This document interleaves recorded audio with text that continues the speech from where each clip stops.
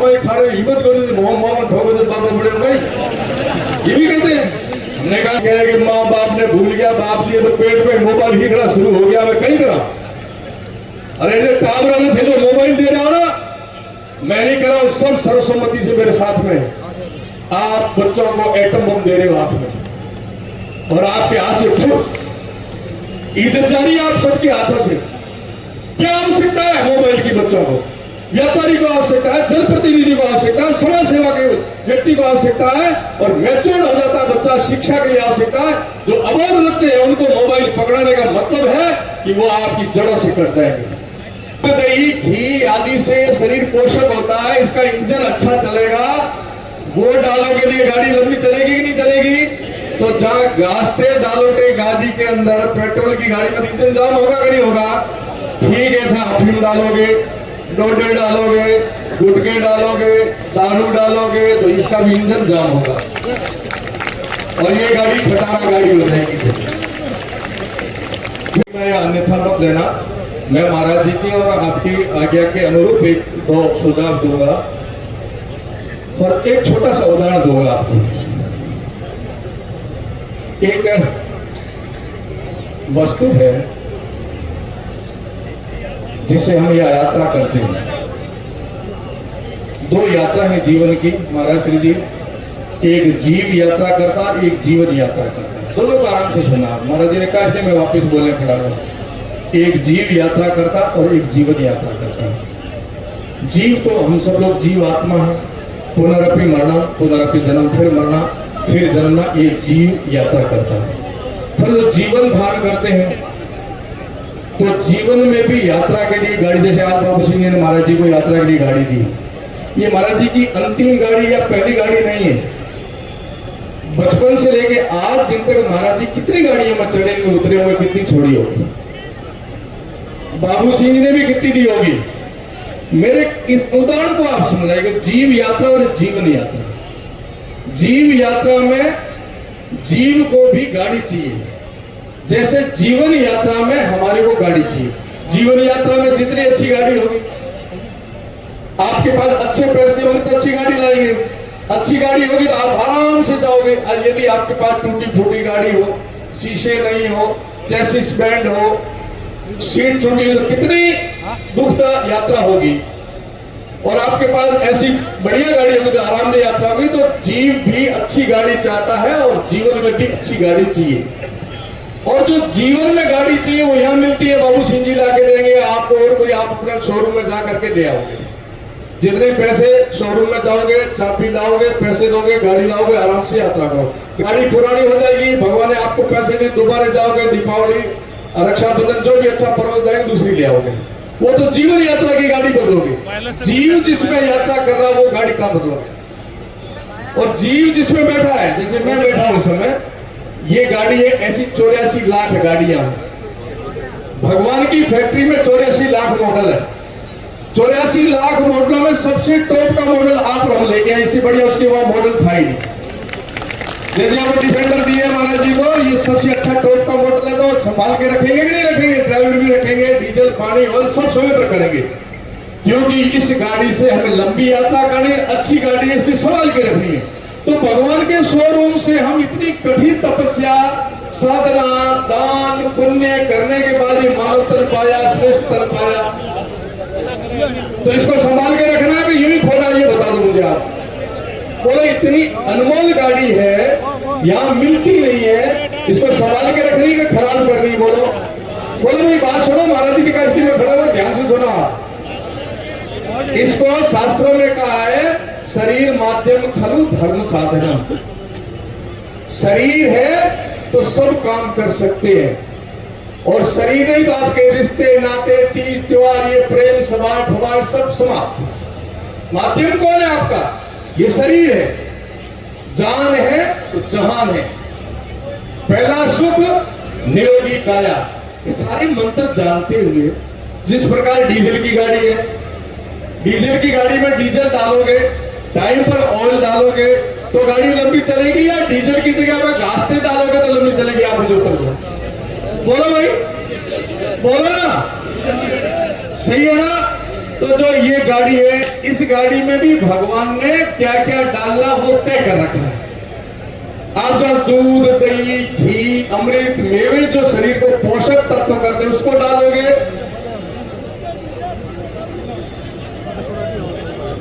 वो भी काम है महाराज, आपने कहा वो भी काम है। दूध, दही, घी आदि से शरीर पोषक होता है, इसका इंजन अच्छा चलेगा, वो डालोगे तो ये गाड़ी लंबी चलेगी कि नहीं चलेगी। तो जहां रास्ते डालोगे गाड़ी के अंदर, पेट्रोल की गाड़ी में इंजन जाम होगा कि नहीं होगा।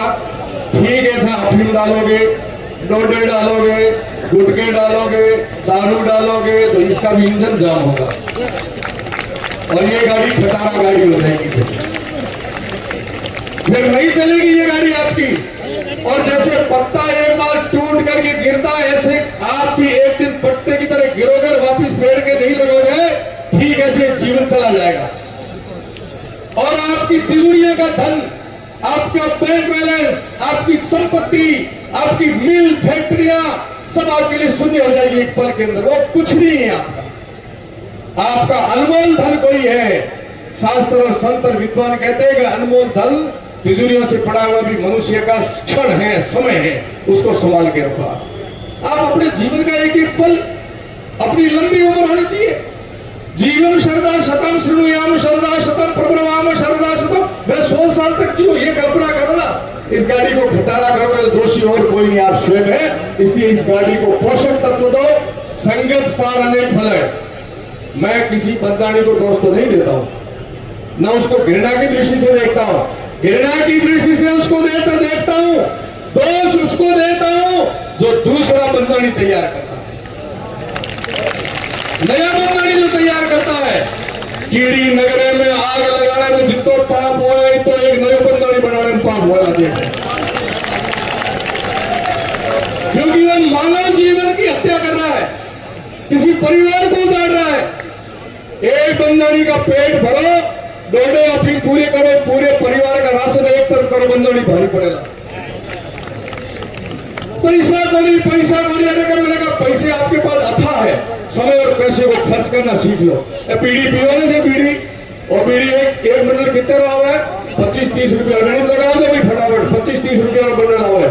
एक गांव की जनसंख्या 1000 बने से बीड़ी पी डाला हुआ है, तो एक दिन में 25,000 बंडल पिएला कि नहीं पिएला। हर गांव में हड़के 8 को थाने 1000 पीड़ी पीड़ियां मिली जावेला और एक बंडल फूकड़ियां मिली जावेला, तो 25,000 बंडल पिया कि नहीं पिया, एक ही गांव रहा। और वही 1000 आदमी, वही 25 रुपया और वही 1000 बंडल, महीने में कितनी पी, 7.5 लाख की बाबू सिंह जी 7.5 लाख की बीड़ी पी कि नहीं पी। वही 1000 आदमी जोड़ दिया, वही 1000 आदमी, वही एक बंडल और वही कीमत 7.5 लाख की एक महीने में पी, तो 12 महीने में कितनी पी, गणित लगा दो भाई। 55 लाख 90 लाख की मात्र बीड़ी पी गए थे, अंतर ठाई को पड़े नहीं, हमारे बड़ी पैसा ही कोई टटे खर्च करो, खर्च तो यूं करो पड़ा। बीड़ी जितने नशे में, यदि एक गांव 1000 आदमी 1 करोड़ रुपया खर्च कर सके, तो रोडों में कितना खर्चा हो, रोडों में कितना खर्चा हो, गणित लगा दो। पैसा खूब है, पैसे ने और समय ने खर्च करना समझ लो। पैसे ने समय से खर्च करना समझा, वो आदमी विद्वान। महाराज जी मैंने कहा माता रा कोनी, गुरु रा कोनी, पिता रा कोनी, बिल्कुल महाराज जी कहना ही कोनी, मोबाइल रहा है। मोबाइल युग आ गया और मोबाइल यूनिवर्सिटी में क्या रहेंगे, मारे पेट में टाबर हीकड़ो शुरू हो गया, खाने मोने मोबाइल का ऑप्शन खोलना को नहीं आवे और बोलने पहले मोबाइल खोलना सीखो, कठिन सीखे। बताओ, घरों में संस्कार पढ़ते हैं, ध्यानाराम जी महाराज बैठे, 16 संस्कारों में से 2 संस्कार ऐसे हैं जो माँ के घर पे बच्चे को दिए जाते हैं। आप लोग तो गृहस्थी हो ना, ये धर्म तो आपका आना चाहिए। हम सबसे आप प्रश्न करोगे कि बाबा क्यों बढ़े, पूछो, हमारे से पूछते भी कहीं मोटा मोटिया मोने भी पूछते थे, बाबा क्यों बढ़िया, कमाई खाने हिम्मत कर मोहन ठोको से बाबा बड़े हो गए, ये भी कहते हैं। हमने कहा नहीं, हमारी प्रार्थ की तपस्या थी, हमने कोई साधना धर्म किया होगा जो पुनः संत बनने का सौभाग्य मिला। ऐसे साधु थोड़े बनते हैं भाई। और अब क्या करना है, तो मेरा धर्म उसका पालन करूंगा। मैं आपसे पूछ लूं, फिर क्यों प्यार क्यों लड़ी क्यों लाया, क्यों करावला छोरा में प्यार, क्यों शादी करते हो आप लोग, क्यों कृष्ण में गए हो, एक ही उत्तर मिलेगा, वंश वृद्धि के लिए गए। किसके लिए गए, वंश की वृद्धि करने के लिए गए। आप भोग और विलासी करने के लिए गृहस्थ आश्रम की रचना भगवान ने नहीं की है।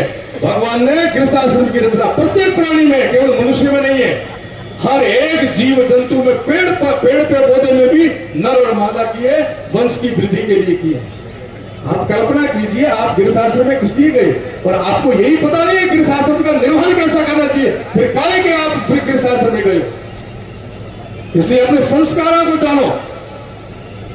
जैसा आप खाओगे, मैं नहीं कह रहा हूं, शास्त्र कह रहे हैं, संत कहते हैं कि है बेटा बूढ़िया तो गर्भवती माता बहन हुए तो कोई मरोड़ो जो लाश में माथे जान दो, नहीं जान दो, नजर पड़ता हुए कि नहीं हुए। ठीक ऐसे गर्भ के अंदर जो आपके अंदर नया नवजात शिशु है, उसके ऊपर पूरा का पूरा प्रभाव गर्भ में ही पड़ना शुरू हो जाता है। आप जो खाते हो, माँ जो खाएगी, बाप जो खाएगा, घर का जो वातावरण होगा, समाज का जो वातावरण होगा, घर के अंदर फोटो गाय के लगे हुए, पूरा का पूरा गर्भस्थ शिशु के ऊपर प्रभाव पड़ता है। इसलिए बाप जी कह रहे कि माँ बाप ने भूल गया, बाप जी तो पेट में मोबाइल हिकड़ा शुरू हो गया, मैं कहीं करा। अरे ये टावर वाले थे जो मोबाइल दे रहे हो ना, मैं नहीं कर रहा हूं, सब सर्वसम्मति से मेरे साथ में। आप बच्चों को एटम बम दे रहे हो हाथ में, और आपके हाथ से इज्जत जा रही है आप सबके हाथों से। क्या आवश्यकता है मोबाइल की बच्चों को? व्यापारी को आवश्यकता है, जनप्रतिनिधि को आवश्यकता है, समाज सेवा के व्यक्ति को आवश्यकता है, और मैच्योर हो जाता है बच्चा, शिक्षा के लिए आवश्यकता है। जो अबोध बच्चे हैं उनको मोबाइल पकड़ाने का मतलब है कि वो आपकी जड़ों से कट जाएंगे। ना आपको फुर्सत है बच्चों को संस्कार देने की, नहीं बच्चों को संस्कार। महाराज आपको और हमारे को सबको पीढ़ियां याद है। माँ बाप दादा दादी और नाना नानी के पास बैठते थे, सबसे पहला पाठ अपने को ये पढ़ा देते कि अपनी पीढ़ियां याद करो। और मैं गया बाप जी अपने परिवार में गयो, पूरे मतवान जो पूरे समाज के परिवार में गयो, मैंने बुलावे लाड दे बाप जी पढ़े के, मैं पूछे टाबर दे, मैं कितने बैठो है तो बोले पापा रो। 2-3 बार पूछो कितने बैठो है, बोले पापा रो। मैंने बोला पापा रे बाप रो नाम बता बाप, मैं पापा कह रहा कर मम्मी ना, ये पीढ़ी पूरी, मैं पापा रो पापा मम्मी ना पीढ़ी पूरी, ये तुम्हारे दिया से बता। तो आप अपनी जड़ों से जुड़ के रहना पड़ेगा। तो पहला गुरु माँ है, माँ को अपने बच्चों के पेट में संस्कार देने प्रारंभ करने पड़ेंगे। और दूसरा गुरु पिता है, पिता खुद सुधरा तो जग सुधरा, खुद सुधरा तो जग सुधरा। आप तो कुछ भी करोगे, बच्चों को आदर्श बनाओगे, ये कभी नहीं हो सकता। आदर्श बनना तो पहले स्वयं बनोगे, तब बच्चे आपका आचरण करेंगे। आप आचरण का पालन करेंगे और बच्चों से करवाओगे, कभी नहीं होगा। परिवर्तन करना तो स्वयं से करो, तो समाज में भी परिवर्तन आएगा और परिवार में भी परिवर्तन आएगा। इसलिए आज्ञावान बनो, माता के पिता के गुरु के आज्ञावान बनकर के जीवन को समझो, चरितार्थ जीवन जियो, और इस अनमोल धन को संभाल कर रखो। ये मनुष्य तन है, ये दुर्लभ देह है, ये दुर्लभ देव से प्रेम करो, इसको स्वस्थ रखो, मस्त रहो, व्यस्त रहो, और अच्छे सपने और संकल्पों के साथ अपने जीवन को जियो। तो पुनः गुरु महाराज की आज्ञा पालन करना। बहुत बहुत धन्यवाद। निष्ठा कर दी है, ज्यादा बोल गया तो अधिक क्षमा करें।